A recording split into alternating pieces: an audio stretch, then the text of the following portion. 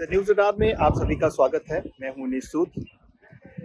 8 जून को पर्यटन स्थल मनाली में एक ऐसी घटना घटित होती है जिसका जिक्र 2 दिन पहले ही पूरे नेशनल मीडिया पर किया जाता है। ये घटना कोई छोटी-मोटी घटना नहीं थी। ये घटना अपने आप में कई सवाल खड़े करती है। महाराष्ट्र के नागपुर से एक दंपत्ति आती है, उनकी एक 12 साल की बेटी उनके साथ घूमने के लिए मनाली आती है। त्रिशा पेशवा उसका नाम था।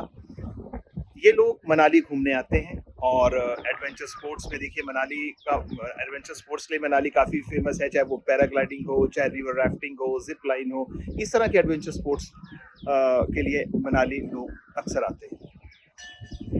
ये बिटिया 12 साल उम्र है इसकी, ये जिप लाइन एडवेंचर स्पोर्ट्स कर रही होती है और अचानक से बीच जब वो बिल्कुल दरिया के बीच में होती है तो वो जिप लाइन की जो एक हुक है वो खुलता है, रस्सी वहाँ से टूटती है और वो लड़की 30 फीट नीचे जाके पत्थरों पे गिरती है।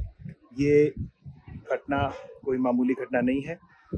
इस घटना में उस बेटी की जान भी जा सकती थी, लेकिन सौभाग्यवश उस लड़की का वो गंभीर अवस्था में घायल होती है।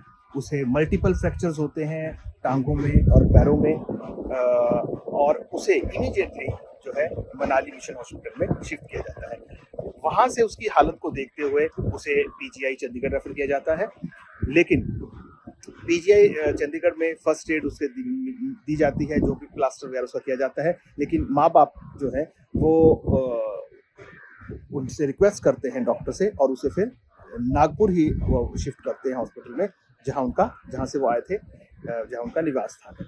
तो देखिए ये घटना कई सवाल अब खड़े करती है। मनाली में एडवेंचर स्पोर्ट्स के नाम पर लाखों की भीड़ आती है। जो मनाली लोग घूमने आते हैं वो रिवर राफ्टिंग है, पैराग्लाइडिंग है और जिप लाइन है और इस तरह की कई एडवेंचर स्पोर्ट्स हैं, उनमें भाग लेते हैं। लेकिन इन सब एडवेंचर स्पोर्ट्स के पीछे क्या हमारा जो प्रशासन है, पुलिस है या अन्य विभाग है, क्या कभी ये जानने की कोशिश की जाती है कि टूरिस्ट की सेफ्टी पर क्या ध्यान दिया गया है कि नहीं किया गया? क्या एडवेंचर स्पोर्ट्स के नाम पर टूरिस्ट के साथ या जो भी एडवेंचर स्पोर्ट्स करते हैं लोग, उनके साथ ये खिलवाड़ है उनकी ज़िंदगी के साथ? क्या कभी किसी ने कोशिश की है कि ये देखा जाए कि जो इक्विपमेंट्स हैं उनका रेगुलर वो चेंज कर रहे हैं कि नहीं, लाइसेंसिंग प्रॉपर है कि नहीं? जिप लाइन जो लगी, अगर जिप लाइन की हम बात करते हैं तो उनकी जो स्ट्रिंग्स हैं, उनकी जो रस्सियां हैं, उनकी जो तारें हैं वो चेंज हुई हैं कि नहीं? सिक्योरिटी को लेकर क्या सरकारें इतनी सजग हैं? जो लाइसेंसिंग अथॉरिटी हैं क्या उतनी सजग हैं? क्या इनको रेगुलर जो है इनका इंस्पेक्शन होता है कि नहीं है?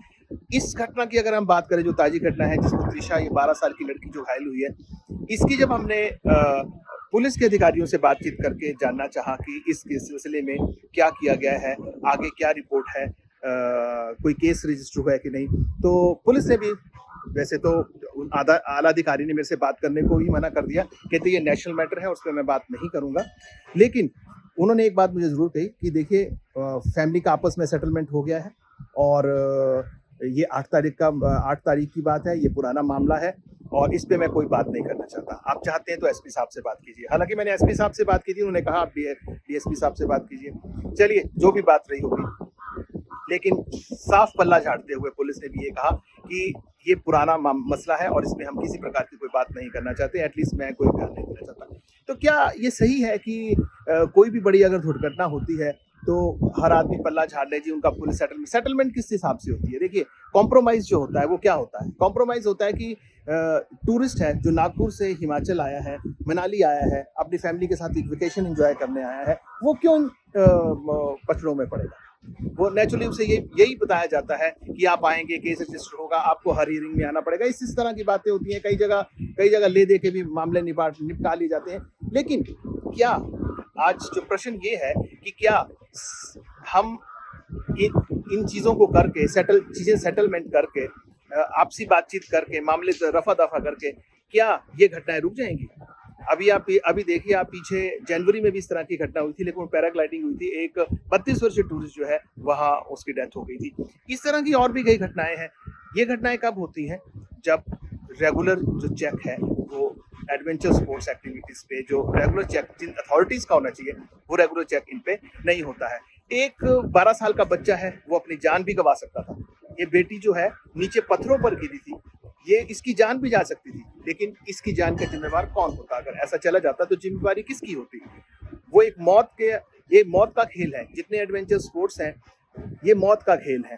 आप एक पर्चे पे साइन करवा लेते हैं और सारी जिम्मेवारी जो है वो कस्टमर की लगा देते हैं, लेकिन क्या हम इस जिम्मेवारी से बच सकते हैं? क्या एडवेंचर स्पोर्ट्स के नाम पे हमें और जाने गंवाने पड़ेंगे? अगर आप पीछे जाएंगे तो देखिए एडवेंचर स्पोर्ट्स में कितने ही लोग अपनी जान गंवा चुके हैं, चाहे वो बीड़ बिलिंग क्षेत्र हो, चाहे मनाली क्षेत्र हो, कहीं और क्षेत्र हो, राफ्टिंग हो, कहीं हो। लेकिन हर बार एक घटना के बाद हम 10 दिन उस घटना को भुला के हम नॉर्मल रूटीन में आ जाते हैं। आज प्रश्न ये उठता है कि अगर एडवेंचर स्पोर्ट्स को जिंदा रखना है तो हमें सिक्योरिटी पर भी जोर देना होगा। हमें ये सुनिश्चित करना होगा प्रशासन को, पुलिस को और अन्य विभागों को कि एडवेंचर स्पोर्ट्स के नाम पर किसी की जान से खिलवाड़ ना किया जाए। द न्यूज़ रडार के लिए मनाली से मुनीश सूद।